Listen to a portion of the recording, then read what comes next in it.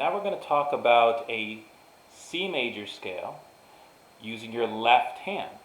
Well, for your left hand, your pinky will start on the C note, and there's 8 notes in total. So what we'll do here is we'll break it into 5 plus 3. In other words, play the first 5 notes, take your third finger, which is your middle finger, and flip it over, landing on the A, and then your hand will come around to finish the last 2 notes. And if your thumb landed on C again, that's a good sign, you did it right.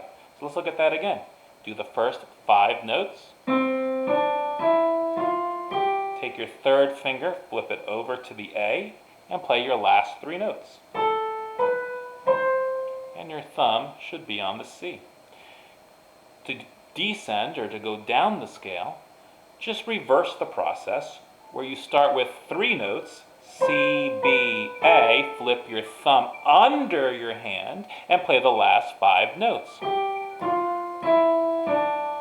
Again, I'm going to start with the C up on top with the thumb, play 3 notes, take my thumb and flip it under my hand, swinging everybody over, and now my pinky is going to be right down here on middle C. Now we can put it all together.